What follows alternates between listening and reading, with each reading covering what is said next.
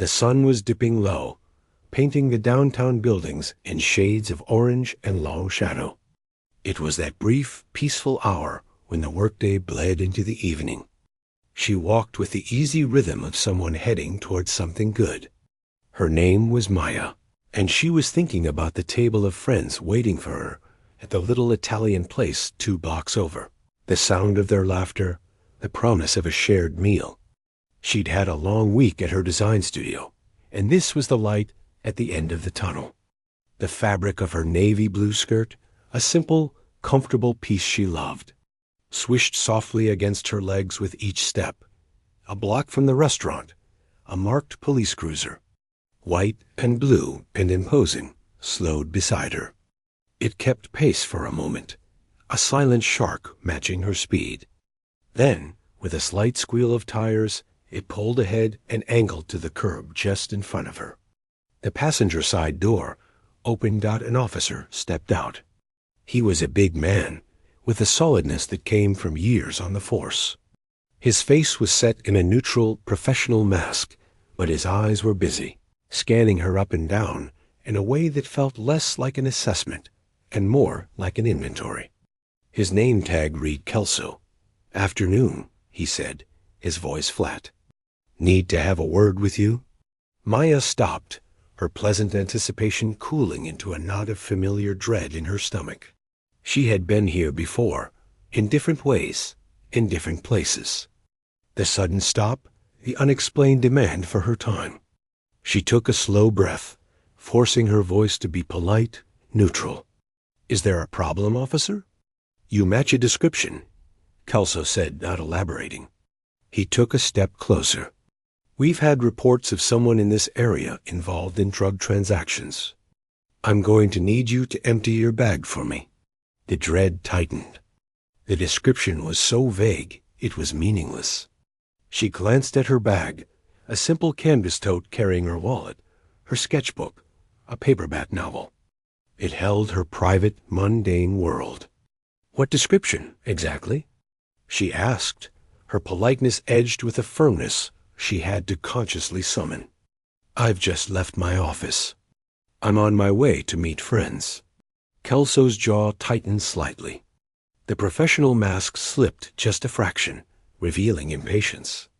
"The description is a female, your general build. Now, I'm not asking. Empty the bag, or we can do this down at the station." A small crowd was beginning to form. A couple waiting for a bus watched openly. A man coming out of a coffee shop paused, his phone held loosely in his hand. Maya felt the heat of their attention, the spotlight of public scrutiny she hadn't asked for. She knew her rights. She'd had the conversation with her father, her uncles, her brother, 100 times. It was a ritual talk in her family. "I'm not consenting to a search," she said, her voice clearer now. She held his gaze.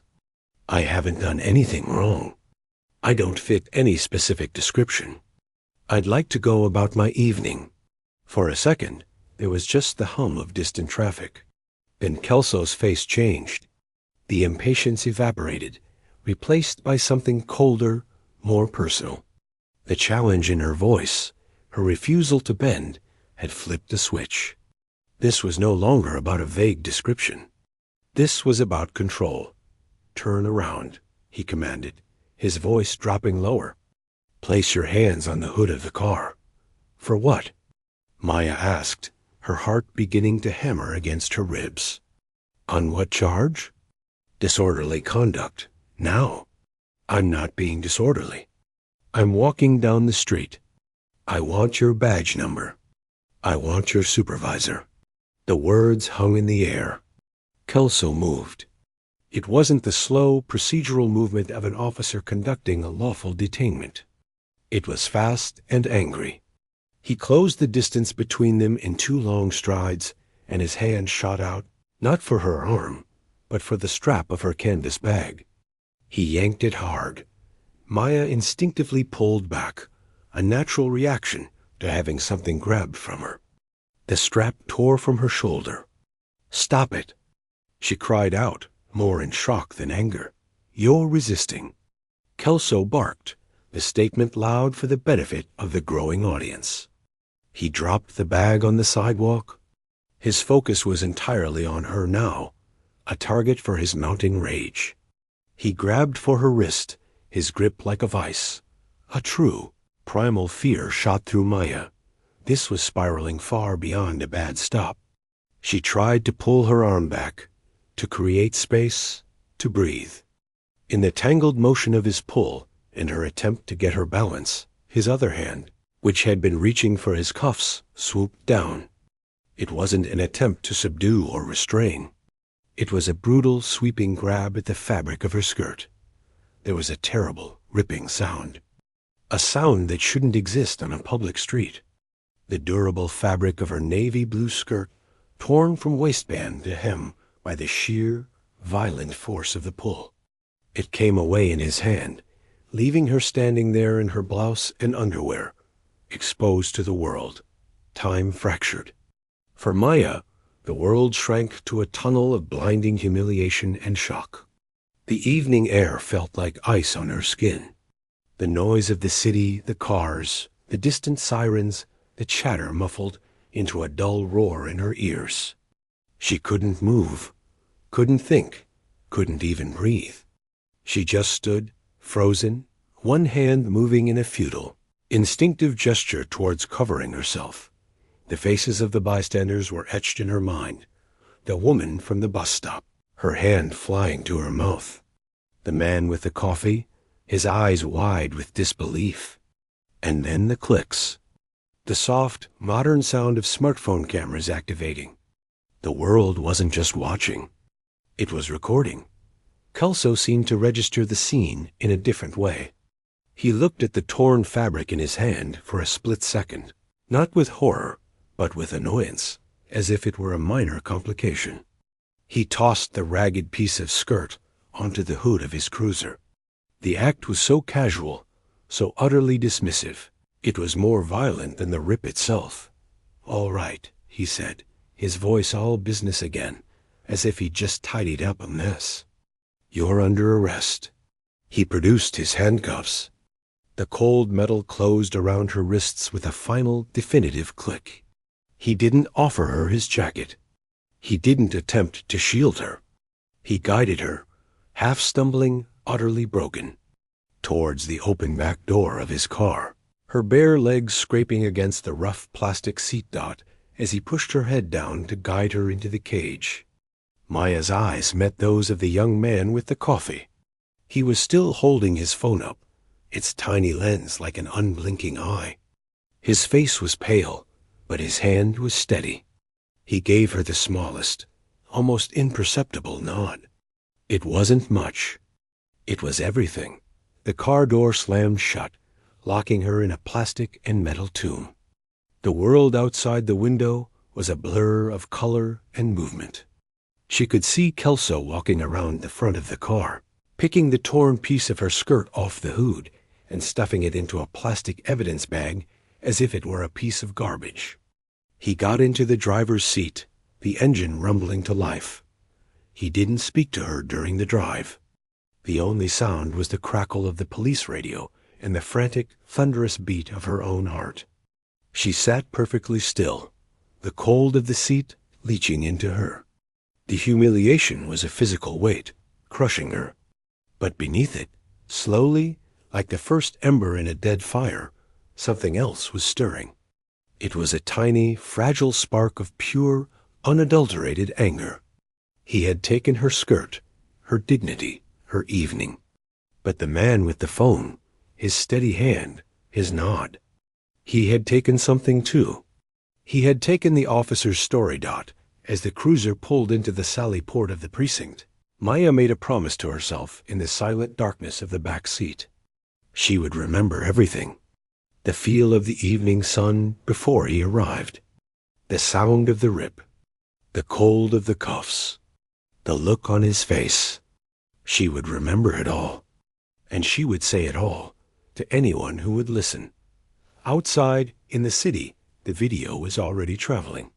From phone to phone, from app to app, moving at the speed of a collective gasp. It was raw, shaky, and devastating. The headline was already writing itself, but the real story, the long and difficult story of what would come next, was just beginning. For now, in the belly of the station, a woman in a torn blouse and handcuffs held onto a single burning ember of rage, waiting for her one phone call. The fluorescent lights of the precinct processing room buzzed like trapped insects. Maya sat on a hard bench, a thin, coarse blanket someone had wordlessly handed her now wrapped tightly around her shoulders. It covered her, but it didn't warm her. The chill was deep inside, in her bones. An officer she didn't know, a woman with a tired face, was typing at a computer, asking questions in a monotone. Date of birth, current address, place of employment. Maya answered mechanically, her voice sounding far away, even to her own ears. Her mind kept replaying the scene on the sidewalk in shattered fragments. The sound of the rip, the feeling of the air, the blur of stunned faces. The worst part was the casualness of it. He had tossed her skirt like it was a piece of litter. That detail, more than anything, hollowed her out. Her one phone call had been to her older brother. She'd managed to say just 3 words before her voice cracked. I need help. He hadn't asked for details. He just said, Where are you? I'm coming. He was probably already there, in the waiting area, fighting his own rising tide of fury and fear. Finally, the female officer looked up. You're being cited for disorderly conduct and resisting arrest. You'll be released on your own recognizance.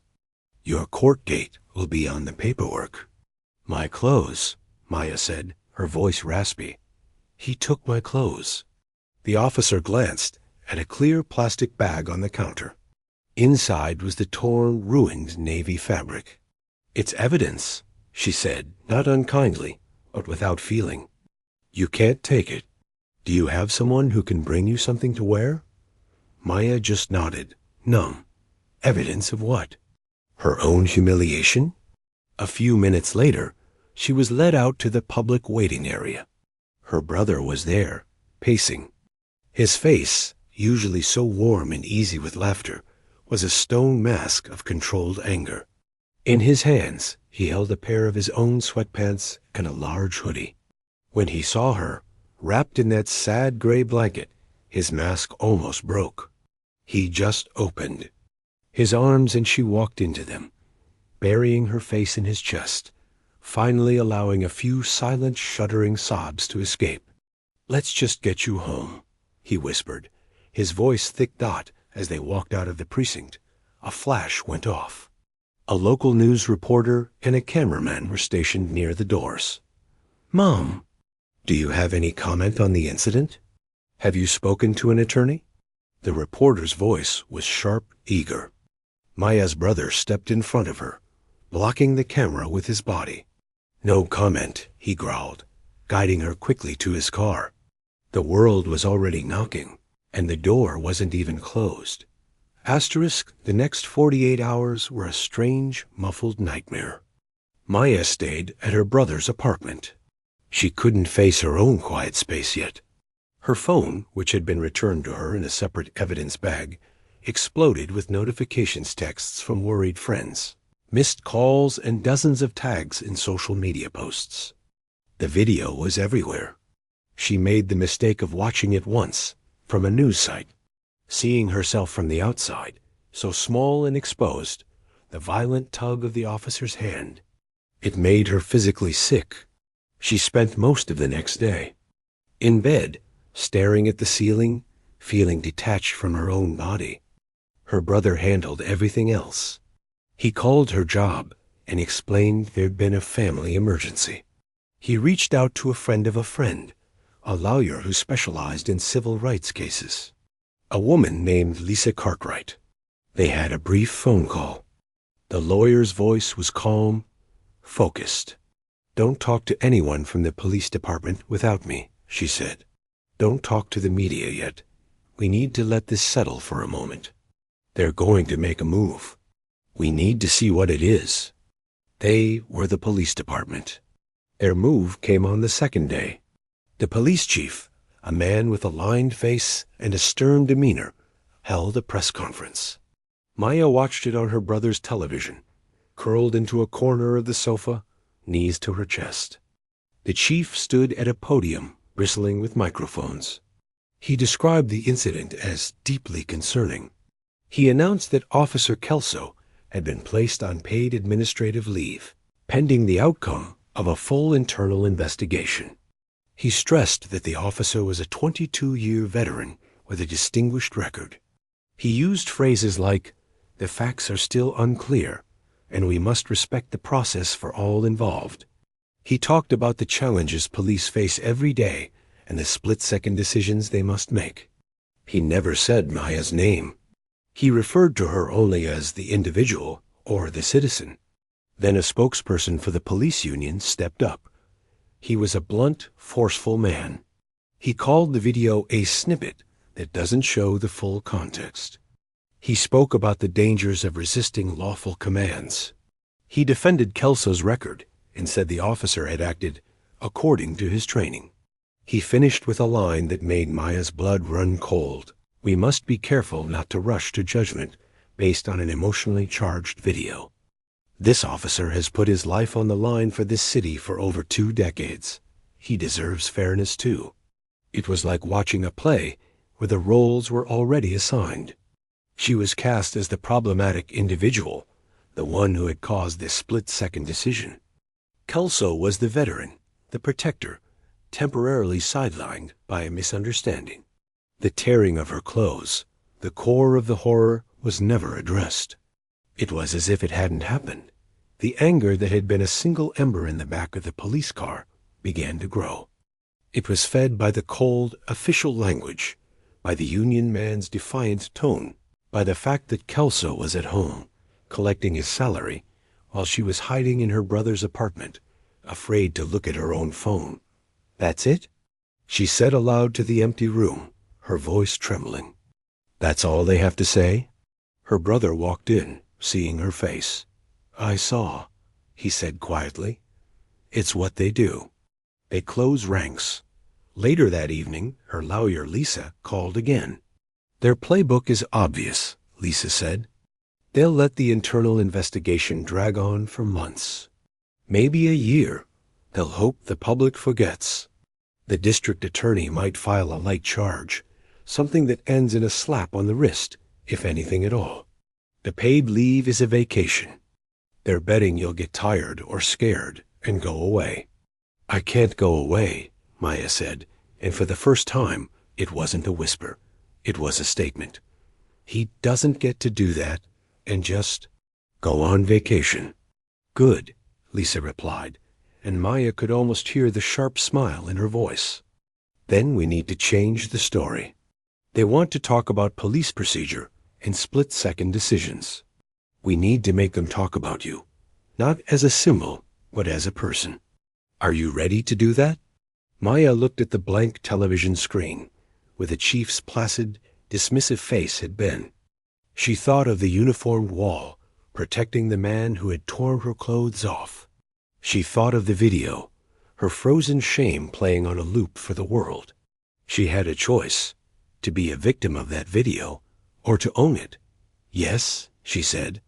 "What do I need to do?" 3 days after the incident, Maya Lawson walked into a different kind of room. It was a conference space in her lawyer's office building. The wall behind her was a simple dark blue. Before her was a forest of microphones and cameras, more than she had ever seen. Reporters from national networks sat in the front rows. The air hummed with expectation. She wore simple, professional clothes, a black blazer, a plain shirt. Her brother stood off to the side, a solid, steady presence. Lisa Cartwright stepped to the microphone first, introducing herself and giving a short, factual account of the assault. Then she turned. "My client, Maya Lawson, has a statement. She will not be taking questions at this time." Maya stepped forward. The lights were hot and bright. For a second, the fear threatened to swallow her. She could feel the eyes, the lenses, waiting to capture her collapse. She thought of the chief's press conference, the erasure of her name. She took a deep breath, unfolded a single sheet of paper, and looked directly into the cameras. "My name is Maya Lawson," she began, her voice clear and surprisingly steady. "I am 28 years old. I am a graphic designer. I pay my taxes. I care for my family. Last Tuesday, I was walking to dinner with my friends when Officer Kelso stopped me, tore my clothes from my body in public, and arrested me." She paused, letting the plain, brutal facts hang in the quiet room. There was no legal jargon, no talk of protocols. The police department says they need to investigate. They have placed the officer on paid leave. They call me the individual. I am not the individual. I am a person. What happened to me was not a split-second decision. It was an abuse of power. It was a violent act meant to humiliate and control me because I dared to ask a question. She could feel the room listening now, really listening. She folded the paper. She didn't need it anymore. I am not here today just for me. I am here for every person who has ever been made to feel small and powerless by someone in a uniform. I am here to ask one simple question of the people in charge. If a man did this to me on the street, he would be in jail. Why does a badge change that? I will not be quiet. I will not go away. I am demanding real accountability. Not a paid vacation. Accountability. She stepped back from the microphones. For a moment, there was silence.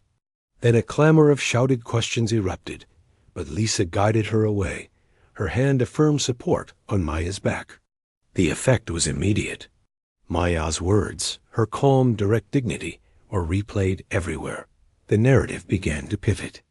News anchors now talked about Maya Lawson's powerful statement. Editorials asked, "Why is Officer Kelso still on the pair?" The quiet in the federal building was different. It wasn't the tense, angry quiet of the police precinct, or the hushed, worried quiet of her brother's apartment. This was a deep, carpeted, purposeful silence. The kind of silence that held power within it. Maya sat in a small, plain conference room beside her lawyer, Lisa. Across the table were two people who didn't look like cops or local prosecutors. They wore suits, but they were understated, calm. The woman introduced herself first. "Ms. Lawson, thank you for coming. I'm Assistant U.S. Attorney Cartwright. This is Special Agent Warren." The man gave a small, professional nod. Lisa had explained this on the drive over. The Department of Justice. Civil Rights Division. They weren't here about assault or disorderly conduct. They were here about something called color of law. A.U.S. Cartwright began. Her voice was measured, clear, and held a different kind of authority. It wasn't about bluster. It was about facts. We've seen the video. We've read the police reports. We've monitored the local investigation. Our interest is in whether your constitutional rights were violated by someone acting under the authority of the law. Maya listened, her hands folded tightly in her lap. She was so tired of telling the story. She felt like a broken record, the grooves of that evening worn deep with repetition. "We understand this is difficult," Cartwright continued, as if reading her thoughts. "But we need to build our own case, separately. We need to hear it directly from you. Not as a news story, but as a sequence of events. What did you see, hear, and feel from the moment you noticed the cruiser?" So Maya began again, for what felt like the 100th time. But this time, something was different. Cartwright and Agent Warren listened without interruption, their eyes focused. They didn't rush her. They didn't flinch when her voice wavered. When she described the sound of the rip, Cartwright's pen paused on her notepad, but her expression remained steady, intent. When Maya finished, the room was quiet for a moment. Then Cartwright asked her first question. It wasn't about what she was doing before the stop. It was about the officer's words. You said he told you that you matched a description of someone involved in drug transactions. Did he specify gender, height, clothing, hair color? Maya thought back. No. He just said, a female, your general build. That was it. Cartwright made a note. And when you refused the search of your bag, what was his physical reaction? Before he touched you, did he step closer? Change his posture? This was new. No one had asked about this. Maya closed her eyes, trying to see it. Yes, he. He seemed to get taller. His shoulders went back. And his face, it was like a light went out behind his eyes. The polite cop act just vanished. Thank you, Cartwright said softly. That's very specific. It matters. For the next hour, they asked questions that peeled the event back layer by layer, like forensic examiners of a moment in time. They asked about the bystanders. Did she see anyone filming? They asked about the arrest process at the precinct. Did anyone offer her medical help? Did anyone express concern? They asked about her torn skirt, what happened to it, exactly how he handled it. Finally, Cartwright set her pen down. Ms. Lawson, the local district attorney's office may bring charges, but they work with that police department every day. Their cases depend on officers' testimony. It creates a conflict. Our office, she gestured between herself and Agent Warren, has no such conflict. We answer to federal law. We are investigating this as a potential deprivation of your civil rights under color of law. It's a federal felony. The penalty can be significant. Maya felt a flicker of something, not hope, not yet. It was more like the feeling of a door opening in a room she thought had no exits. What does that mean, practically? She asked. It means, Agent Warren spoke for the first time.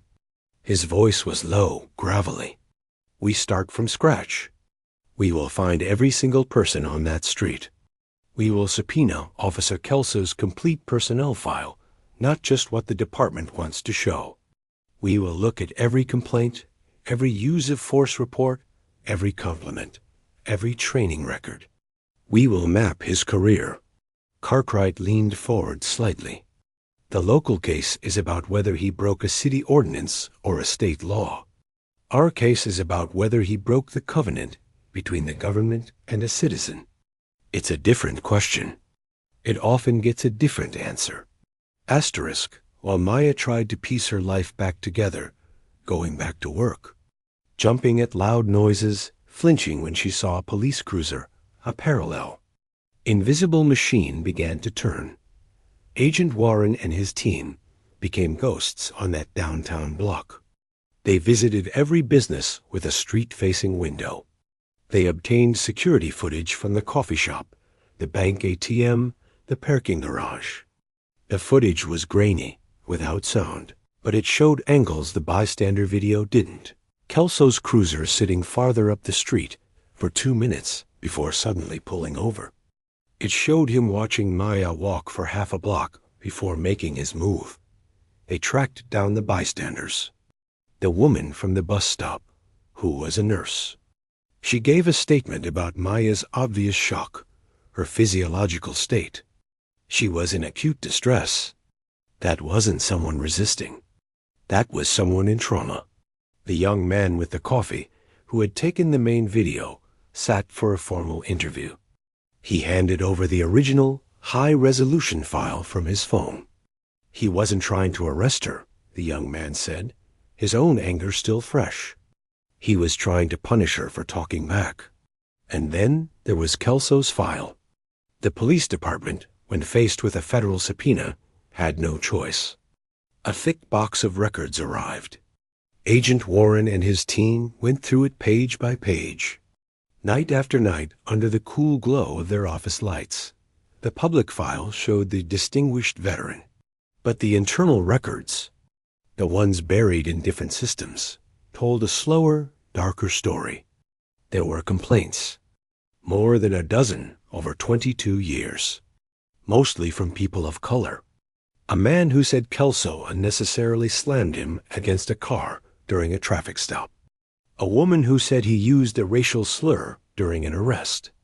A shopkeeper who said Kelso threatened to shut him down. After a disagreement, each complaint had been investigated internally. Each one had been closed with the same findings: unfounded, insufficient evidence, officers' actions determined to be within policy, no discipline, not even a note in his permanent record. It was a pattern with no consequences, a trail of matches that had never been allowed to start a fire. Warren laid them out on a long timeline, a map of impunity. He's been told, over and over, that this is how you do the job, Warren said to Cartwright. The system told him he was right. Meanwhile, the local process was moving like cold syrup. The district attorney finally announced he would present the case to a grand jury in the coming months. It was a delay tactic. Everyone knew it. A grand jury was secret. It could be slowed down. It could be influenced. The police union was loud, holding rallies, talking about a war on cops. Officer Kelso gave a single brief TV interview from his driveway. He looked into the camera, his face a mask of weary righteousness. I followed my training. I was dealing with a non-compliant individual. My family and I are praying for everyone involved. He never said Maya's name either. Maya watched that interview, her stomach in knots. The ember of anger was a steady flame now, banked by the quiet, methodical work of the federal team. Lisa would call with updates. They found another witness. They got the full personnel file. It was like hearing that builders were working on a foundation she couldn't see. One afternoon, AUS Cartwright requested another meeting. This time, it was just the two of them in the same quiet conference room. "We have what we need," Cartwright said. Her calm was electrifying now. "We have the evidence of the act. We have the pattern of behavior that shows intent and habit. We have the testimony of disinterested witnesses. The U.S. Department of Justice is authorizing us to seek an indictment." "What does that mean?" Maya asked, her mouth dry. "It means we are going to present the case to a federal grand jury. We are charging Frank Kelso with deprivation of rights under color of law. It's a criminal charge. If convicted, he will face federal prison time." The words hung in the quiet room. Federal prison. It was no longer about a paid vacation or a suspended license. It was about steel bars and years of a life gone. "There's one more thing," Cartwright said. "The local DA will likely drop his case now. He'll say the federal prosecution is more appropriate. It's a way to save face. This will be our case alone. It will be hard. They will attack you. They will attack me. They will say we're political. Are you prepared to see it through?" Maya thought of the personnel file, the long list of unfounded complaints. She thought of all the people before her who had been told, by the system itself, that their pain didn't count. She wasn't just Maya Lawson anymore. She was the person the complaints had finally landed on, the one where the video was too clear, the outrage too loud. She was the point where the pattern finally broke into the light. She looked at the federal prosecutor, this woman who had sifted through the rubble of her worst moment and built something solid from it. "Yes," Maya said, her voice clear and firm in the powerful quiet. "I'm prepared." The battle lines were redrawn. It was no longer a citizen against a police department. It was now the United States of America v. Officer Frank Kelso. The weight of that title changed everything. The federal courthouse felt like a fortress of marble and silence. The air was cool, smelling of polished wood and old paper.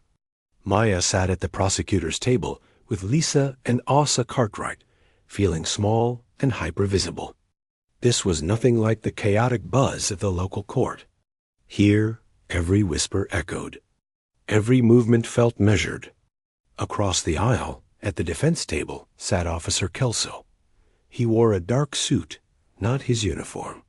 He looked like a serious businessman, a church deacon, anything but what he was in the video. His lawyer, a well-known figure with a reputation for winning cases for city employees, shuffled papers with a confident ease. The judge entered. The room rose. The trial of the United States of America v. Frank Kelso began. Cartwright's opening statement was not fiery. It was a blueprint.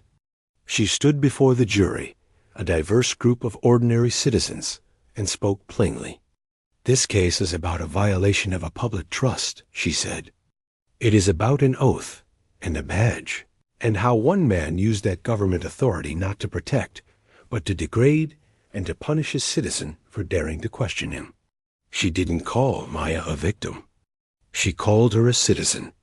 She promised to show them the video, yes, but also the pattern, the history, and the intent behind the tear." The defense lawyer's opening was a story of chaos and danger. He painted Kelso as a seasoned professional navigating a volatile, uncertain situation. He talked about the unknown contents of Maya's bag, the potential for weapons, the natural human reaction of resisting. "You will see," he told the jury, that Officer Kelso was doing a difficult job. In a split second, and his actions, however unfortunate they may appear from a comfortable chair, were within the scope of his duties. He made the ripped skirt sound like an accidental casualty of war, a regrettable tear in the fabric of law and order. Then the prosecution began to build its wall. Brick by brick, Cartwright first called the bystanders. The young man who filmed the video took the stand. The defense lawyer tried to rattle him, asking if he had an agenda against the police. The young man shook his head. "My agenda was to record the truth," he said simply. The nurse described Maya's state of shock with medical precision. She was dissociating. She was not a threat. She was in survival mode. Then Cartwright did something powerful. She called to the stand the police department's own records custodian. Through him, she entered into evidence page after page of Kelso's internal history. The long list of complaints. One by one, Cartwright had the custodian read the findings. Unfounded. Insufficient evidence. Within policy. After the fifth one, the pattern was no longer just a theory. It was a drumbeat in the quiet room. The jury could see it. A man who had been told, officially, over and over, that his conduct was acceptable. The defense objected, argued this was prejudicial, but the judge allowed it. "It goes to habit, pattern, and intent," the judge said, and those legal words felt heavy with meaning. Finally, it was Maya's turn to testify. As she walked to the stand, she felt Kelso's gaze on her. It was the same flat, assessing look from the sidewalk. She took a deep breath, swore to tell the truth, and sat down. Cartwright approached gently. "Miss Lawson, can you tell us why you were downtown that evening?" "I was going to dinner with friends," Maya said, her voice soft at first, then growing stronger as she spoke of normal things, her work, her plans. "And when Officer Kelso's cruiser pulled over, what was your first thought?" I hoped he was asking for directions." A small, painful ripple went through the jury box. The mundane hope made what came next so much worse, not step by step. Cartwright guided her through it. But the questions were different this time. "When he said you matched a description, what did you feel?" "I felt that dread, that familiar feeling, that nothing I said would matter because he'd already decided." "When he told you to empty your bag, why did you refuse?" "Because it was my private property, and I knew I hadn't done anything wrong. I knew my rights." She said it not defiantly, but with a firm sadness. Then they came to the moment. "Can you describe what happened when Officer Kelso grabbed your bag?" Maya's eyes flicked to Kelso for a second, then back to Cartwright. "He yanked it, and then he grabbed for me." It was a struggle, but not like I was fighting him. It was like I was trying to keep my balance. And then her voice hitched. The room was utterly still. And then there was the sound of the fabric tearing, and a sudden coldness. I looked down, and my skirt was gone. In his hand. She didn't cry. She described the sensation of the air, the blinding glare of the sunlight, the way the world seemed to pixelate into the shocked faces of strangers. She described the click of the handcuffs, the rough seat of the police car. And she described the plastic bag at the precinct, holding the ruined evidence of her evening. What did that feel like? Cartwright asked softly. To see your clothes treated that way? Maya finally looked directly at the jury. It felt like I was the evidence of a crime. But the crime was against me. The defense lawyer's cross-examination was sharp, needling. He tried to make her admit she was agitated.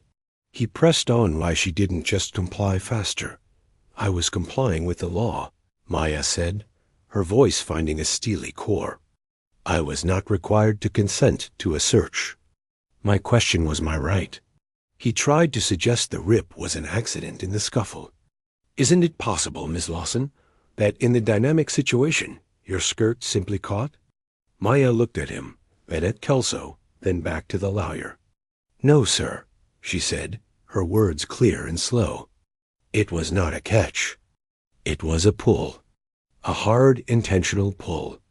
You can see it in the video he didn't know was being taken. When she stepped down, she felt drained but clean. She had told the whole ugly truth, and it was now part of the record forever. The defense called its witnesses. A use of force trainer from the police academy talked about the dangers officers face. Kelso's former partner, still on the force, testified to his good character and dedication. It was a parade of the blue wall, formalized and in suits. Then, Frank Kelso took the stand in his own defense. He was a different man from the angry officer in the video. He was calm, respectful, earnest. His lawyer led him through a story of a tough job. He talked about the drug problem in that area. He said Maya was evasive and non-compliant, which raised his officer safety alarm. He described a rapidly escalating situation where he feared she might have a weapon. And the skirt. Officer Kelso? His lawyer asked, almost sympathetically. Can you explain how that unfortunate tear occurred? Kelso turned to the jury, his face a mask of sincere regret. In the struggle, as I was attempting to gain control and secure her for handcuffing, my hand got tangled in the fabric. It was a tragic accident. My focus was on gaining control of a non-compliant subject. I never intended for that to happen. He sounded so believable. He sounded like a man burdened by a regrettable accident. Then it was Cartwright's turn. She stood, holding a remote. She didn't approach him. She just stood by the screen. Officer Kelso, you said you were concerned about a weapon. Did you see a weapon? Not visually, no, but the bag. You demanded to search the bag because you were concerned about public safety, correct? Yes. And when she refused, you decided to arrest her for disorderly conduct. For her own safety and mine, yes. Cartwright nodded. Then she clicked the remote. The video played again, on the large screen in the courtroom. But this time, it was in extreme slow motion. The jury watched Kelso's hand sweep down. It didn't get tangled. It made a purposeful, arcing grab at the waistband of the skirt. The violent tug was unmistakable. Officer Kelso, Cartwright said, freezing the frame. That does not look like a hand getting tangled. That looks like a targeted, forceful pull. Would you agree? The video can be misleading, Kelso said, a sheen of sweat on his forehead. You've seen the list of complaints against you, entered into evidence. All unfounded. Do you believe you have ever overstepped your authority? No, ma'am. I have always acted within policy. Cartwright clicked the remote again. Now she displayed a series of the complaint reports on the screen. She read the names, different years. But the language in the complaints was eerily similar. Unnecessary force. Escalated quickly. Demeaning language. A coincidence, Officer Kelso? That over a dozen different people, over 2 decades, all had the same mistaken impression of your conduct? Objection. The defense lawyer boomed. Sustained, the judge said, but Cartwright had made her point. She didn't need to yell. The contrast was her weapon. The calm, lying officer on the stand versus the violent, jerking motion on the screen. The veteran with a clean record versus the long, hidden list of silenced grievances. Her final question was simple. Officer Kelso, after you tore her skirt from her body, and she was standing exposed on a public street, did you ever say, "I'm sorry"? Kelso stared. The silence stretched. He looked at his lawyer, at the judge, anywhere but at Maya. No, he finally said, the word barely a whisper. No further questions. Cartwright said, the trial wasn't over, but the heart of it was. The defense gave a closing argument about reasonable doubt and the dangers of second-guessing. But when Cartwright stood for her closing, she simply replayed the slow-motion video one last time for the jury. This, she said, her voice quiet in the hushed room, was not policing. This was not a tragic accident. This was the deliberate, violent humiliation of a fellow. The hours after the jury left felt like existing in a strange, suspended bubble. The air in the courthouse hallway was heavy and still. Maya sat on a hard wooden bench, her brother on one side, her lawyer Lisa on the other. They didn't talk much. What was there to say? Every possible argument had been made. Every piece of evidence was in. Now, 12 strangers held the outcome in their hands. Across the hall, Officer Kelso sat with his family and his union lawyer. They spoke in low, urgent tones. He looked pale, the confident mask from the witness stand now replaced by a tight, anxious expression. He kept glancing at the jury room door, as if he could will it to open with a good verdict. Maya avoided looking at him. Instead, she watched the clock. The minute hand seemed to stick, then jump. An hour passed. Then 2. Lisa leaned over. "It's a good sign," she whispered. If it was a quick acquittal, they'd be back already. They're talking it through. They're taking it seriously. Maya just nodded. Her whole body felt like a clenched fist. She replayed Cartwright's closing argument in her head, then the defense lawyers. She saw the slow-motion video on a loop behind her eyes. The violent, sweeping pull. She remembered the cold of the car seat, the feeling of the blanket at the precinct. After 3 hours, a court officer stepped out and murmured to the prosecutors. Cartwright came over. "They have a question for the judge about the instructions." "It's normal. It means they're dissecting the law." She gave Maya's shoulder a firm, brief squeeze. It was the most physical comfort the composed prosecutor had ever offered. Back in the courtroom, the jury filed in just to hear the judge's clarification on the meaning of under color of law. They looked serious, tired. None of them looked at Kelso. None of them looked at Maya. They were in their own world now, weighing the fate of 2 strangers. Then they left again. More waiting. It was late in the afternoon, the light through the high windows growing long and golden when the buzzer finally sounded. A sharp, electric noise that made everyone jump. The jury had reached a verdict. The walk back into the courtroom was the longest of Maya's life. The air felt charged, like before a storm. She took her seat, her hands ice cold in her lap. Kelso was brought back in, his steps slower now. He stared straight ahead at the judge's empty chair. The judge entered. The jury filed in. This time, their faces gave nothing away. The judge asked the foreperson, a middle-aged woman with glasses, if they had reached a unanimous verdict. "We have, Your Honor." A piece of paper was passed to the bailiff, who passed it to the judge. He read it silently, his face an unreadable slab of stone. He passed it back to the bailiff, who gave it to the foreperson. "On the single count of deprivation of rights under color of law, how do you find the defendant, Frank Kelso?" The foreperson took a breath. The whole room seemed to lean forward. Guilty. The word landed not with a bang, but with a profound, echoing thud. It was a simple, one-syllable verdict that changed the magnetic field of the room. There was a gasp from Kelso's family.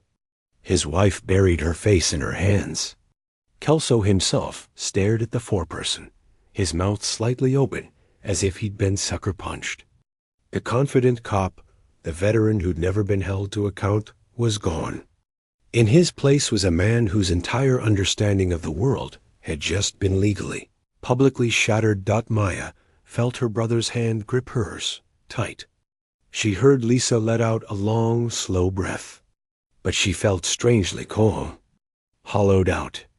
The guilty was a truth she had known in her bones since the moment on the sidewalk. Hearing it made official only made it real for the rest of the world. A single solid tear traced a hot path down her cheek, but it wasn't from happiness. It was from a release of a pressure she had been carrying for over a year. Asterisk. The sentencing hearing was 6 weeks later. It felt like a different trial. This was not about what happened, but about what it meant. The defense lawyer brought character witnesses, other cops, a neighbor, his pastor.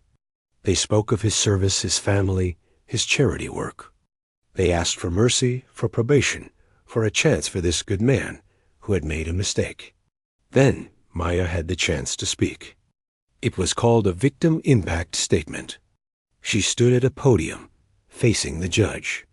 Kelso sat a few feet away, looking down at the table. "Your Honor," she began, her voice clear in the quiet room. "For a long time, I thought the worst part was the humiliation. The video, the exposure. But I was wrong. The worst part was the powerlessness. The feeling that he could do that, and the entire system behind him would say it was okay. That he was just doing his job." She spoke not with rage, but with a weary honesty. She talked about the nightmares, the anxiety that now colored every interaction, the way a simple walk down the street had become an exercise in fear. She talked about the year of her life lost to court dates, interviews, and dread. "I don't speak today to ask for a specific number of years," she said. "I speak to ask you to send a message. When a person is given a badge and a gun, they are given immense power over the rest of us. With that power must come the highest accountability. If a regular citizen had done this, they would go to prison. The badge cannot be a shield against that same justice. It must be the reason we hold him to an even higher standard." Finally, a USA Cartwright stood to give the government's recommendation. She was all steel and principle. She laid out the federal sentencing guidelines. She spoke of the need to deter others and to uphold the public's faith in the law. She detailed Kelso's long history of unchecked complaints, arguing that his lack of remorse and his perjury on the stand showed he had learned nothing. He didn't see a citizen that day, Cartwright concluded. He saw a challenge to his authority, and he used the power of the state to degrade and crush that challenge. For that betrayal of his oath, a significant prison sentence is the only just response. The judge, an older man with a deeply lined face, listened to it all in silence. Finally, he adjusted his glasses and looked directly at Kelso. "Mr. Kelso," he began, using the civilian title deliberately. "For over 2 decades, you were given the privilege and the responsibility to uphold the law. On the day in question, you did not uphold it. You weaponized it. You were not convicted because of a split-second mistake. You were convicted because the evidence showed a deliberate, violent act intended to humiliate and punish a woman for asserting a right you swore to protect." He paused. letting the words sink into the still room. The most damning evidence in this trial was not the video, as powerful as it was. It was your own personnel file. It shows a pattern of conduct that was ignored, excused, and buried by the institution that should have corrected it. That institution failed this community. And it failed you by allowing you to believe this behavior was permissible. But today, this court will not fail. He then pronounced the sentence. It is the judgment of this court that you are hereby sentenced to a term of 78 months in a federal correctional institution. He added 3 years of supervised release after **6.5 years.